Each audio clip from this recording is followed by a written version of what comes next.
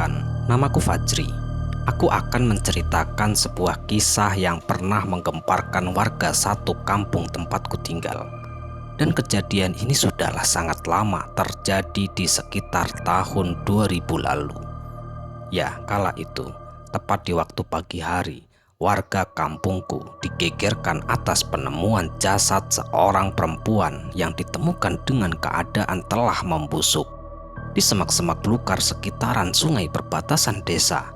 Sosok mayat itu ditemukan dalam keadaan mengenaskan. Seluruh tubuhnya hampir telah tak bisa dikenali lagi.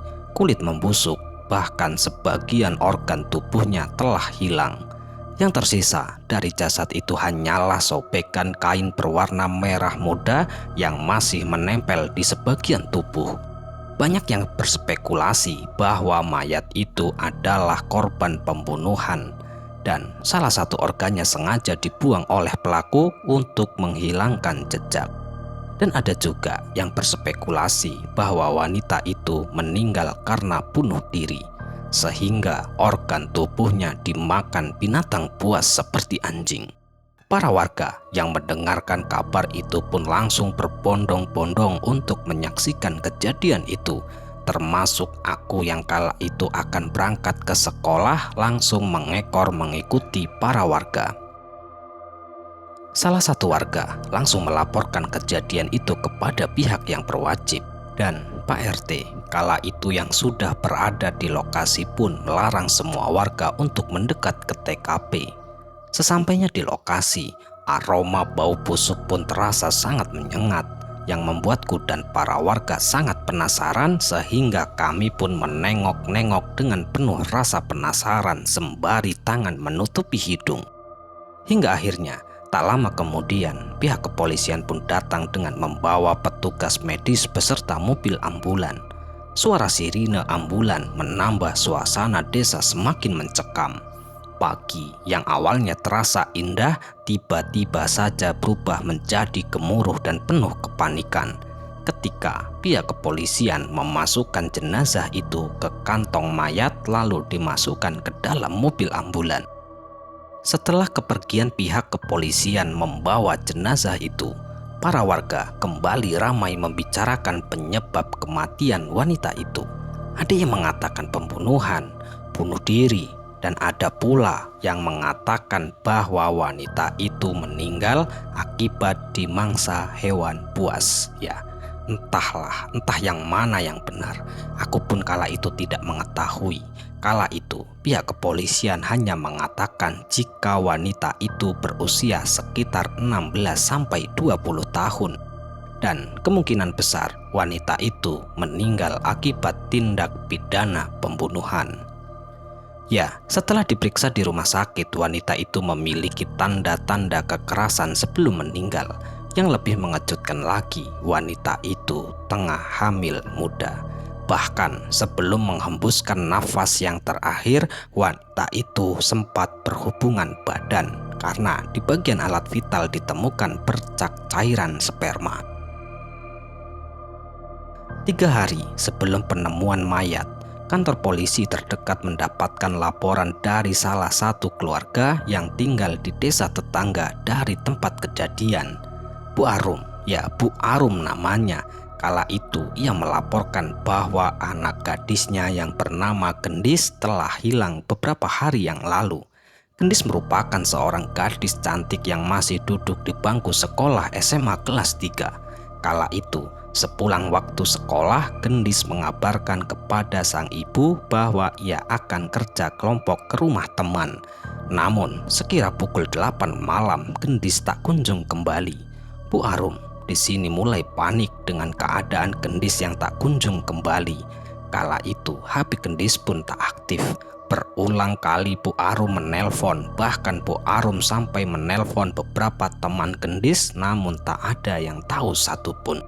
Dan disitulah Bu Arum bersama keluarga berusaha menunggu kepulangan anak gadisnya. Namun hingga hari esok pun tak kunjung ada kabar. Bu Arum bersama keluarga dan beberapa teman dekat Gendis yang mengkhawatirkan keadaannya pun berusaha mencari ke sana kemari, namun tetap saja hasilnya nihil. Hingga akhirnya Bu Arum pun membuat laporan kepada pihak kepolisian bahwa anaknya yang bernama Gendis telah hilang selama 3 hari dengan ciri-ciri memakai baju terusan berwarna merah muda dan terdapat tai lalat di bagian telinga belakang. Dan kala itu, pihak kepolisian pun langsung menghubungi pihak keluarga Bu Arum untuk mendatangi rumah sakit tempat penyimpanan jasad mayat itu, guna untuk memastikan sosok mayat itu adalah Gendis anaknya. "Silakan Bu, apakah benar jasad ini adalah anak Ibu?" ucap polisi itu sembari mempersilahkan masuk ke kamar jenazah. Bu Arum kala itu sangat meyakini bahwa jasad itu bukanlah anaknya, walaupun ada sedikit kemiripan dari pakaian yang dikenakan jenazah itu. Namun dengan keadaan sekujur tubuh yang sudah membusuk dan tak dapat lagi dikenali, ditambah tak ditemukan satupun identitas dari mayat itu, yang membuat Bu Arum tak mengakui jika mayat itu adalah Gendis anaknya. Bu Arum pun masih berharap jika Gendis akan kembali dengan keadaan baik-baik tanpa ada kekurangan satupun. Hingga pada akhirnya jasad itu pun kembali ditaruh ke dalam pendingin yang ada di kamar mayat. Seketika suasana kampung itu menjadi kian mencekam, apalagi setelah penemuan jasad tersebut mulailah dikait-kaitkan dengan hilangnya Gendis, sampai beberapa orang pun mulai mengalami teror. Ya, di mana kampung tersebut mulai mendapatkan teror dari arwah perempuan bermuka rata yang mengenakan baju terusan merah muda. Selain meneror warga setempat, sosok ini pun juga mendatangi satu persatu teman-teman dekat Gendis. Ya, teror pertama dialami oleh Ningrum.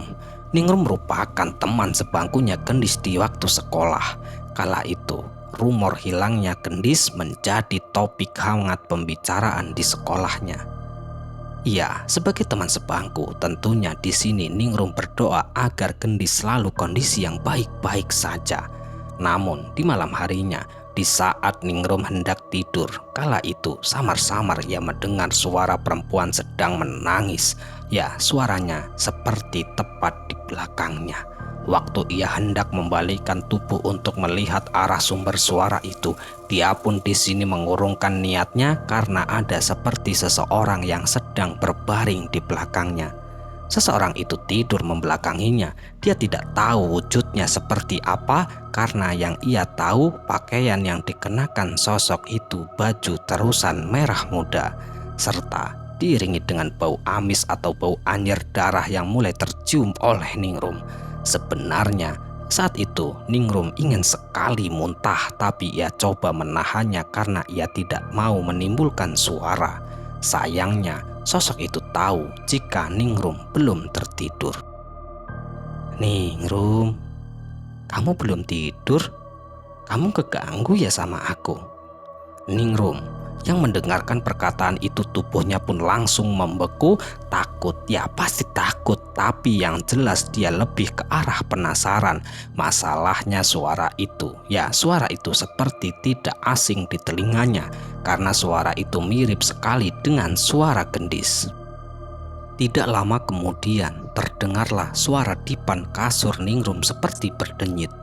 Ningrum pun dapat dengan jelas merasakan pergerakan-pergerakan yang ada di belakangnya. Tiba-tiba saja ada sebuah tangan yang memeluk Ningrum dari arah belakang. Kali ini Ningrum dapat merasakan dengan jelas ada hembusan nafas di tengkuk belakang lehernya. Tangan ini terasa pucat dan terasa dingin sekali. Pemilik tangan itu tidak bisa bicara apa-apa. Hingga pada akhirnya lambat laun Ningrum pun terlelap dalam tidurnya. Aneh sekali, seolah-olah tangan yang memeluknya itu memberikan kenyamanan, seakan Ningrum sedang dipeluk oleh seseorang sahabat baiknya. Ningrum pun memutuskan untuk tidak menceritakan kepada siapapun yang ia alami semalam. Dia di sini juga tidak ingin berasumsi bahwa sosok tersebut adalah Gendis karena pihak keluarga Gendis juga masih belum mendapatkan informasi tentang di mana keberadaan Gendis saat ini. Teror kedua kala itu dialami oleh Ayu. Ya, Ayu yang notabene masih teman sekelas Gendis. Saat itu Ayu baru saja pulang dari musola. Dia tidak berjalan sendiri, namun ramai-ramai bersama teman-temannya. Akan tetapi kala itu teman-temannya ini iseng, mereka mengajak Ayu untuk melewati sebuah rumah kosong di mana rumah kosong itu merupakan tempat yang konon katanya terkenal angker. Disinilah Ayu sangat kaget, dan saat Ayu fokus menatap ke arah rumah kosong itu, teman-temannya justru malah meninggalkannya seorang diri. Hingga akhirnya Ayu pun memutuskan untuk langsung pulang. Dan ketika dia menyadari bahwa teman-temannya sedang iseng, sepanjang perjalanan Ayu pulang ke rumah kala itu dia merasa jika ada seseorang yang mengikutinya dari arah belakang. Dia pun kala itu semakin yakin jika orang itu benar-benar mengikutinya, karena saat ia berhenti, seseorang yang berada di belakangnya pun ikut juga berhenti.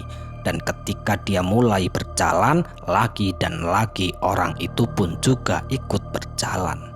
Ayu yang sudah sangat ketakutan pun memutuskan untuk berlari pulang ke rumah. Setibanya ia di rumah, dia pun langsung masuk ke dalam rumah lalu mengunci pintu rumah itu rapat-rapat. Disinilah, berhubung dia masih penasaran dengan seseorang yang telah mengikutinya sedari tadi, Ayu pun memberanikan diri untuk mengintip dari balik jendela. Dan kala itu di luar rumah, ya di luar rumah Ayu berdiri seorang perempuan dengan kondisi wajah rata. Perempuan itu pun melambai-lambaikan tangan ke arah Ayu lalu menghilang begitu saja di depan mata Ayu. Badan Ayu pun lemas, bahkan saat ibunya mendapati Ayu sedang duduk lemas di ruang tamu. Dan di saat itu Ayu pun tidak ingin mengatakan apa-apa.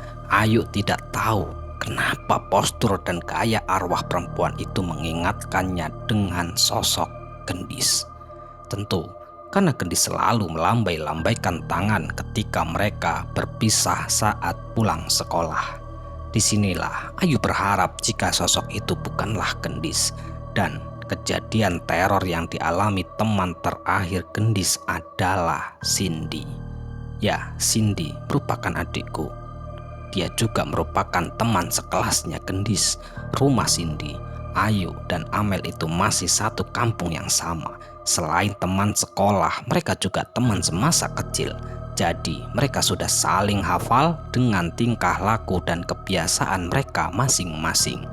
Pada malam itu, sekitar jam 1 malam, Cindy sedang mengebut menyalin semua pelajarannya yang ketinggalan karena akhir-akhir ini Cindy menjadi tidak fokus dengan pelajaran.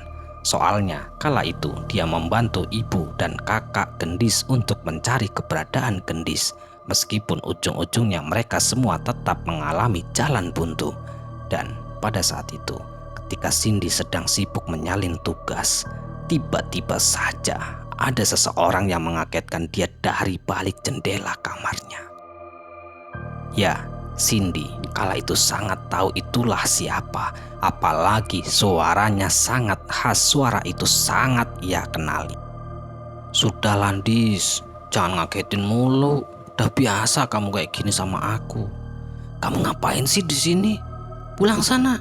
Ibu sama kakak-kakakmu tuh lo nyariin kamu dari kemarin," jawab Cindy kepada sosok itu. Akan tetapi tak ada respon apa-apa. Di sini Cindy pun seketika baru teringat jika Gendis sedang hilang entah kemana. Tak seorang pun yang tahu di mana anak itu berada. Pikir Cindy, hari itu Gendis sudah pulang. Makanya dia pun berbuat iseng kepada Cindy. Niat hati Cindy ingin mengejutkan balik, tapi ternyata Cindy dibuat ketakutan bukan main. Karena pada saat Cindy melihat ke arah kaca jendelanya, ternyata yang di luar jendelanya kala itu bukanlah Gendis, melainkan sesosok perempuan yang sedang hangat dibicarakan oleh warga sekitar. Wajah sosok itu rata, dan mengenakan baju terusan merah muda. Cindy pun hanya melotot memandang ke arah sosok itu tanpa berbicara sepatah kata pun. Dan pada saat itu, sosok itu pula menatap ke arah Cindy. Akan tetapi, tatapannya kala itu seperti orang yang menatap dengan sedih. Ya, sedih sekali tatapannya. Mendengarkan ada suara benda jatuh dari kamarnya, orang tua Cindy langsung nyelonong masuk. Mereka khawatir jika Cindy kenapa-napa. Namun ternyata hanya kursi Cindy saja yang jatuh. Mungkin kursi itu terjatuh saat Cindy merasa kaget lalu spontan berdiri hingga ia pun tak sengaja menyenggol kursi belajarnya lalu kursi itu jatuh. Sangat berbeda dari kedua temannya. Jadi dia adalah satu-satunya orang yang sangat mengenali sosok gendis. Cindy merasa jika sosok yang ia lihat barusan adalah sosok arwah gendis. Namun sosok itu pun menghilang ketika orang tua Cindy masuk ke kamar. Andai itu gendis, kenapa dia seperti itu? Apalagi cara sosok itu mengagetkan dirinya sama persis seperti ketika kebiasaan yang selalu gendis lakukan. Ya, sama seperti yang lain, Cindy di sini memilih untuk menyimpan rapat-rapat apa yang telah ia lihat.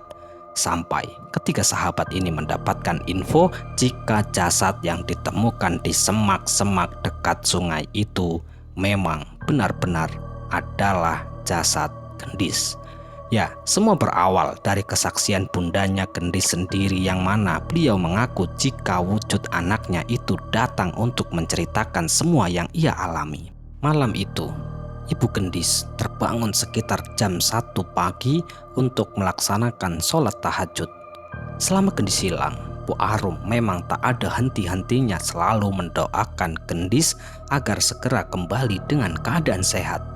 Dan ketika sedang khusyuk berdoa, Bu Arum di sini tiba-tiba saja mendengar ada seseorang yang sedang menangis di belakangnya. Ya, suara tangisan itu persis sekali suara tangisan anaknya yang bernama Gendis. Dis, kamu sudah pulang nak? Tanya Bu Arum kepada seseorang yang berada di belakangnya itu. Entah kenapa, sebagai seorang ibu, Bu Arum merasa jika sosok itu benar-benar gendis. Dan tiba-tiba saja sosok itu menjawab dari arah belakang. Bunda kenapa nggak mau bawa gendis pulang, Bunda? Mendengar hal itu Bu Arum pun sangat terkejut. Ya, beliau langsung menoleh ke arah belakang tanpa melepas mukena yang ia kenakan terlebih dahulu. Betapa kagetnya Bu Arum saat ia melihat ada sesosok perempuan dengan wajah rata dan mengenakan baju terusan merah muda. Ya, baju itu adalah baju yang terakhir gendis pakai. Bunda, gendis mau pulang, Bun. Jemput gendis ya, Bunda. Terus gendis makamin di sebelah makam adik gendis ya, Bunda. Gendis di sini kedinginan. Gendis di sini takut, Bunda. Ucap sosok itu. Mendengar ucapan itu, tangis Bu Arum pun pecah seketika. Ya, sekedar info. Memang benar, Gendis mempunyai seorang adik yang bernama Fatwa yang telah meninggal saat usia 8 tahun. Sebagai seorang ibu, antara percaya dan tidak percaya, ia melihat dan mendengar sosok ini mengaku bahwa sosok itu adalah anaknya. Dan itu cukup membuat hati Bu Arum menjadi hancur dan sakit. Percakapan antara ibu dan arwah anaknya malam itulah yang akhirnya pihak kepolisian dengan mudah menangkap pelakunya. Ya, pelakunya sendiri itu tak lain dan tak bukan adalah Farhan. Farhan merupakan pacar Gendis. Sejak kelas 1 SMA hingga kelas 3, mereka berdua menjalin hubungan pacaran. Berawal perkenalan, memegang tangan hingga berbuat di luar batas, hingga akhirnya Gendis pun hamil. Keadaan Gendis yang hamil kala itu usia kandungan Gendis masihlah sangat muda, masih baru masuk usia ke bulan kedua. Gendis yang tak ingin jika ia tengah hamil di luar nikah, ia pun selalu meminta pertanggungjawaban dari Farhan sebelum kandungannya semakin membesar. Semua ini masih disembunyikan oleh Gendis dari keluarganya. Ia berharap jika Farhan segera menikahinya dengan cara apapun, entah dengan cara kawin lari ataupun mengakui semua kesalahan yang telah mereka lakukan kepada kedua belah pihak keluarga. Namun, Farhan tetap bersikukuh tak mau bertanggung jawab. Bahkan Farhan pun meminta untuk menggugurkan kandungannya. Gendis kala itu sebenarnya sudah berusaha dengan berbagai cara untuk menggugurkan, namun tak membuahkan hasil.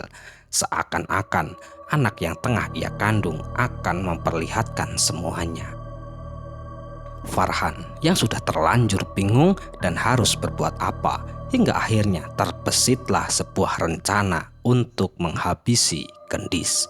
Dan di saat itu, tepat sepulang sekolah, Gendis pun meminta izin kepada ibunya akan melakukan kerja kelompok. Namun kenyataannya Gendis justru bertemu dengan Farhan di semak-semak pinggiran sungai yang terletak di desa sebelah. Sebenarnya Gendis di sini sempat marah kepada Farhan karena Farhan tak mau bertanggung jawab dan Farhan pun mengancam jika ia akan kabur. Gendis meronta-ronta, menangis, meminta pertanggungjawaban dari Farhan. Farhan yang mulai panik jika ada warga yang tahu ia sedang berkelahi dengan pacarnya. Tentu ia tak ingin jika kehamilan Gendis terungkap. Farhan pun mulai merayu Gendis. Namun Gendis tetap menangis, ia tetap meminta pertanggungjawaban dari Farhan. Farhan yang sudah panik dan sudah marah dengan Gendis yang selalu memojokkan dengan kata-kata pertanggungjawaban yang membuatnya akhirnya gelap mata. Hingga akhirnya Farhan pun langsung mencekik leher Gendis sampai Gendis berhenti bernapas. Dan yang lebih parahnya lagi, Farhan masih sempat menyetubuhi Gendis yang keadaannya masih lemas dan pingsan. Setelah usai melakukan aksinya, Farhan pun lalu kembali mencekik leher Gendis dengan seutas kain yang ia bawa. Tidak lama kemudian setelah Gendis kehilangan nyawa, Farhan pun menyeret jasad Gendis ke semak belukar yang rimbun dan membuat seutas kain itu jauh dari tempat kejadian. Tentu dengan tujuan menghilangkan jejak. Waktu terus berputar, sampailah 1 minggu kemudian jasad Gendis ditemukan dengan keadaan sudah membusuk dan sebagian organ tubuh hilang karena telah dimakan hewan buas.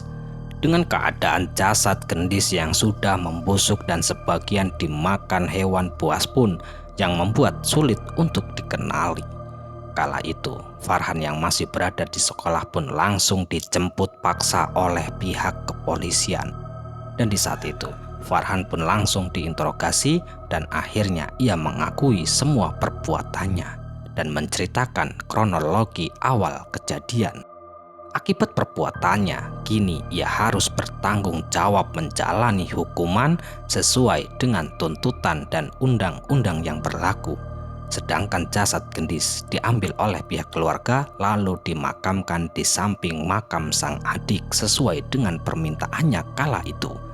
Semoga arwah Gendis diterima di sisinya dan diampuni segala dosanya, dan pelaku mendapatkan hukuman yang setimpal.